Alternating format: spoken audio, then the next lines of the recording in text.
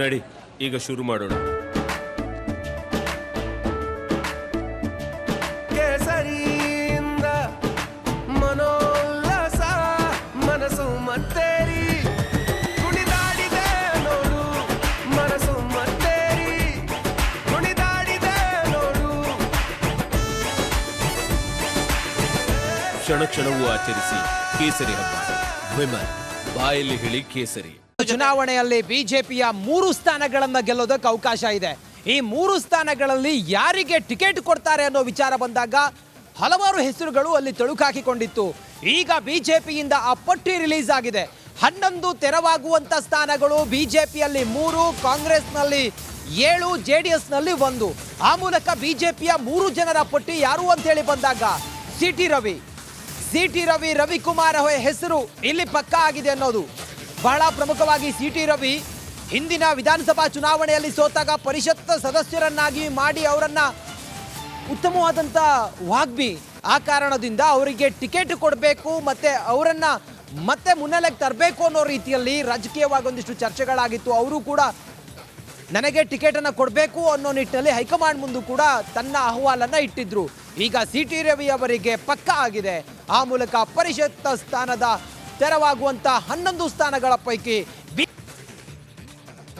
ಬಿಜೆಪಿಗೆ ಒಲಿಯುವಂತ 3 ಸ್ಥಾನಗಳು, ಆ ಸ್ಥಾನದಲ್ಲಿ ಸಿಟಿ ರವಿ ಅವರಿಗೆ ಟಿಕೆಟ್ ಪಕ್ಕಾ ಆಗಿದೆ.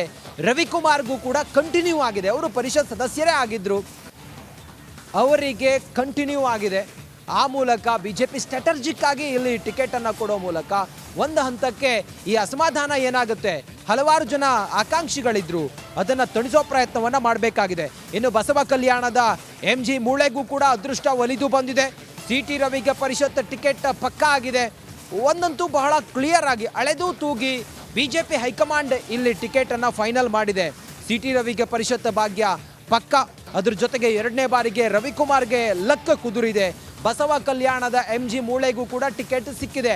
ಆ ಮೂಲಕ ಬಿಜೆಪಿ ಲೆಕ್ಕಾಚಾರ ಏನಾಗಿತ್ತು ಅನ್ನೋದು ಬಹಳ ಕ್ಲಿಯರ್ ಆಗಿ ಗೊತ್ತಾಗಿದೆ.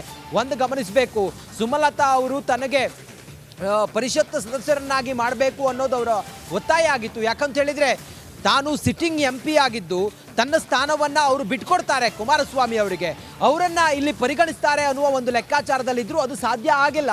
ಸಿಟಿ ರವಿ, MG ಮೂಳೆ ಹಾಗೆ ರವಿಕುಮಾರ್, ಇವರು 3 ಜನರಿಗೆ ಟಿಕೆಟ್ ನಿಕ್ಕಿಯಾಗಿದೆ.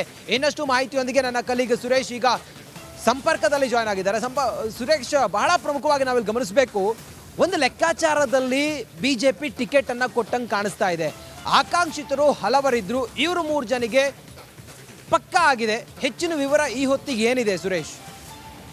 ರಂಜಿತ್, ಸದ್ಯ ರಾಜ್ಯ ಬಿಜೆಪಿಯಿಂದ ಏನು 3 ಸ್ಥಾನಗಳು ಪರಿಷತ್ಗೆ ಒಲಿಯೋದಕ್ಕೆ ಸಂಖ್ಯಾಬಲ ಇತ್ತು, ಅದಕ್ಕೆ ತಕ್ಕಂತೆ ಈಗ ಆ 3 ಸ್ಥಾನಗಳನ್ನು ಕೂಡ ಹೈಕಮಾಂಡ್ ಟಿಕೆಟ್ ಘೋಷಣೆ ಮಾಡಿರ್ತಕ್ಕಂಥದ್ದು. ಸದ್ಯ ಬಿಜೆಪಿಯಿಂದ 3 ಸ್ಥಾನಗಳಿಗೆ ಈಗಾಗಲೇ ನಾವು ಹಿಂದೆ ಕೂಡ ಒಂದು ಮಾತನ್ನ ಹೇಳಿದ್ವಿ ನಾವು. ಯಾಕೆಂತಂದ್ರೆ ಇದು ಒಂದು ಕಡೆ 3 ಸ್ಥಾನಗಳಿಗೆ ಸುಮಾರು 30ಕ್ಕೂ ಹೆಚ್ಚು ಆಕಾಂಕ್ಷಿಗಳು ಅಂತ ಹೇಳಿ ಸರಣಿಯಾಗಿ ಏನೋ ಆಕಾಂಕ್ಷಿಗಳ ಪಟ್ಟಿ ಕೂಡ ಬೆಳೀತಾ ಹೋಗ್ತಾ ಇತ್ತು. ಕಳೆದ 3-4 ದಿನಗಳ ಹಿಂದಷ್ಟೇ ಹೈಕಮಾಂಡ್ಗೆ ರಾಜ್ಯ ನಾಯಕರು ಕಳಿಸಿದಂತ ಪಟ್ಟಿಗೆ ಇವತ್ತು ಅಂತಿಮವಾಗಿ ಮುದ್ರೆಯನ್ನ ಒತ್ತಿರ್ತಕ್ಕಂಥದ್ದು ಮತ್ತೆ ಅಧಿಕೃತವಾಗಿ ಅನೌನ್ಸ್ ಮಾಡಿರ್ತಕ್ಕಂಥದ್ದು. ಒಂದು ಕಡೆ ಹಿಂದೆ ಬಿಜೆಪಿ ರಾಷ್ಟ್ರೀಯ ಸಂಘಟನೆಯ ಕಾರ್ಯದರ್ಶಿಯಾಗಿ ಕೂಡ ಕೆಲಸ ಮಾಡಿದಂತಹ ಸಿಟಿ ರವಿ ಅವರಿಗೆ ಮತ್ತೆ ಅವರಿಗೆ ಅವಕಾಶವನ್ನು ಕೊಟ್ಟಿರ್ತಕ್ಕಂಥದ್ದು ನಿಜಕ್ಕೂ ಕೂಡ ಬಿಜೆಪಿಯಲ್ಲಿ ಅಂದ್ರೆ ಪರಿಷತ್ಗೆ ಈಗ ಮತ್ತಷ್ಟು ಬಲ ಬರುತ್ತೆ ಬಿಜೆಪಿಗೆ ಅಂತ ಅಂದ್ರೆ ಖಂಡಿತ ತಪ್ಪಾಗ್ಲಾರದು.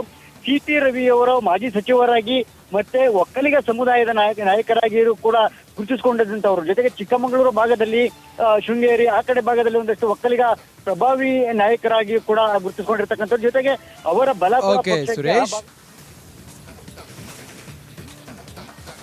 ದೇಶದ ಅತಿ ದೊಡ್ಡ ನೆಟ್ವರ್ಕ್ ನಿಂದ ಮೆಗಾ ಕವರೇಜ್.